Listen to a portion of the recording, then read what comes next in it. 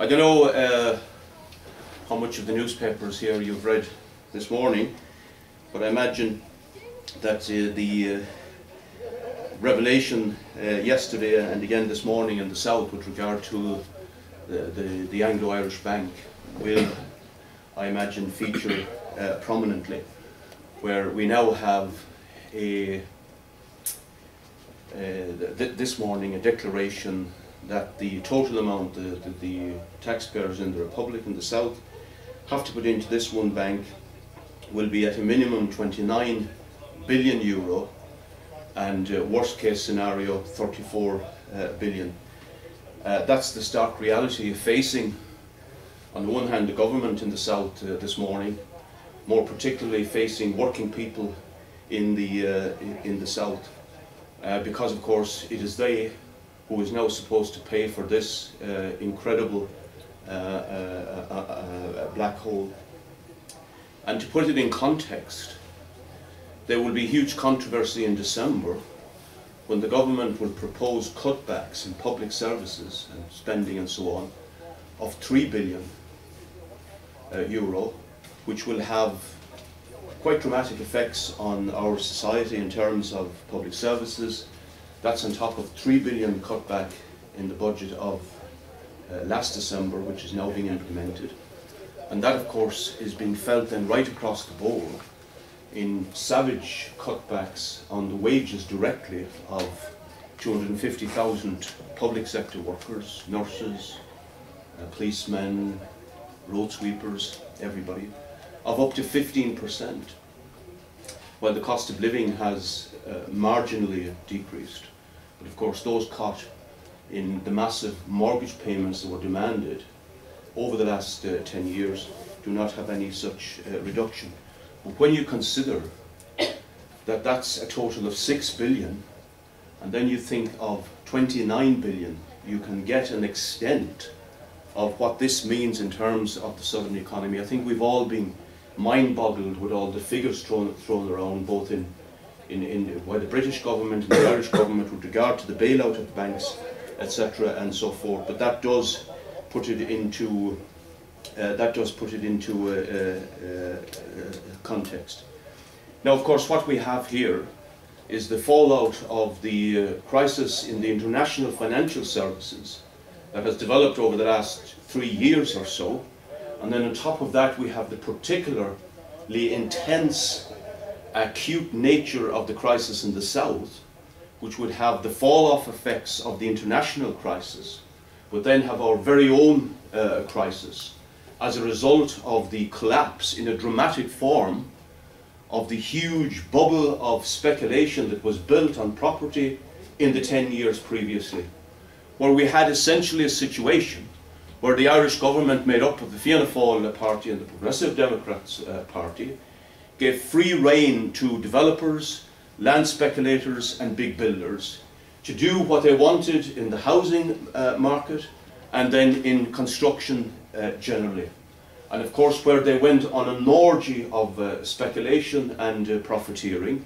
whereby the price of a home, an ordinary modest home for working people, went up in that 10 years, not once, not twice, but 4 times in the case of Dublin. And incredible profits were reamed in by the speculators, by the big banks, of course, who funded all this. But then, as inevitably happens, they began to think that this nirvana could go on, that there was no end to it, and borrowed with even greater vigour in the last years of this speculative boom, which the banks gave the developers anything they wanted, the banks in turn borrowing from international financiers, hedge fund, bondholders and all the rest of it. And then, of course, inevitably, this house of cards crashed. Now, even before the crash, this had serious implications for young working people, particularly in their 20s and 30s in the South,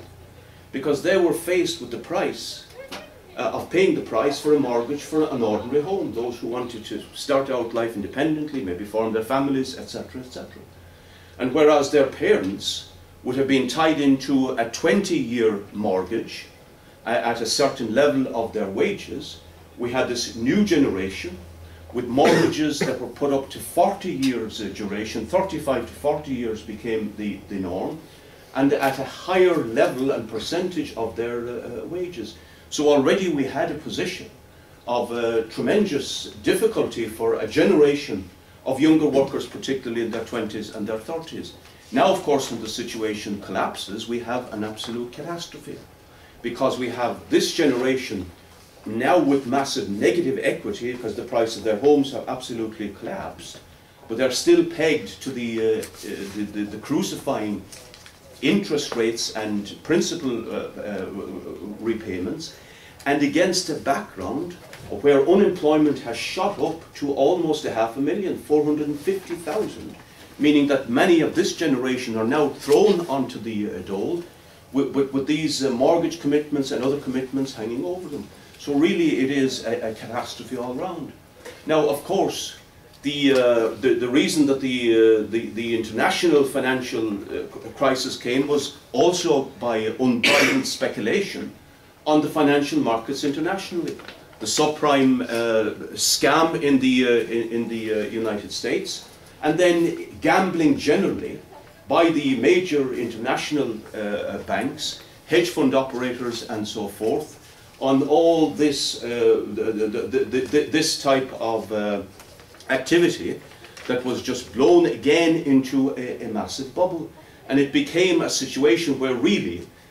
one would imagine, looking back, that they had thought that they were in the gambling casinos in Monte Carlo rather than dealing with real people in society. Such was the extent of this incredible pyramid that had been built up, and inevitably, of course, as we now know, that collapsed as well. So we've had, and then gone into the real economy in Ireland, in the north, in Britain, in Europe, and generally throughout the world. Now, of course, then very quickly, in response to that crisis, came the new policy of the economic establishment and the political parties that represent them in government throughout Europe and in the South at the present time. And the policy is, of course, that it is society must pay now for the criminal gambling of this tiny elite at the top of the financial and property markets, etc. And the burden is now being placed firmly on the shoulders of the working class, working people, public sector workers, professional workers, manual workers, all kinds of workers are expected to pay the crisis. And that is now being inflicted in savage terms in the cutbacks that we are witnessing and suffering in the South at the present time, in terms, as I indicated, of the living standards of workers, but also in terms of our public services, which are increasingly in crisis, particularly the health service, which was already in difficulties, if you like, even with the boom that existed in the South. But now it's absolutely beyond being critical, with further huge cutbacks being implemented and going to be implemented, arising from the budget from the government in December. So what happened this morning then in terms of the announcement of this one bank, Anglo-Irish, which was up to its neck obviously in the speculation, is a new factor in the situation, which the Minister of Finance said this morning that that bank alone, and rescuing this bank alone, will cost 1.5 billion euro each year just in interest payments alone. And what that means, of course, is that the southern economy now and the finances are even more at the mercy of the financial markets, the big lenders and the big international banks, in terms of what they can charge the southern government,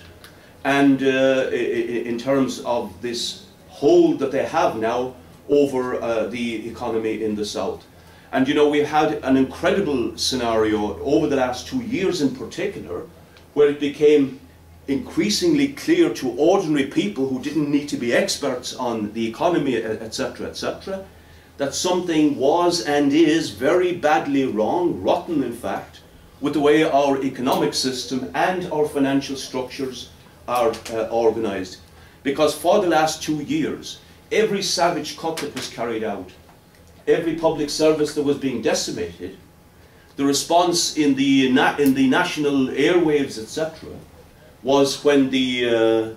economic commentators were being discussed and quizzed about the impact of this. The first question they were asked is, what will the response of the markets be to this? Is this enough for the markets? Will the markets be satisfied that these cuts are sufficient, and so on and so forth? Leading to a situation where if somebody had dropped suddenly into our planet from elsewhere, they would have thought that there was a new God Almighty on our globe called the markets, who dictated everything in terms of our economic policies, who were seemingly all-powerful, who were never questioned, and just like God, you weren't supposed to ask about the nature of it as well. There was the markets demand this, and it was just a question of how high society and taxpayers and working people should jump in order to meet the demands of the markets. So we have been at pains to try to explain who are these markets, what are they, and of course we find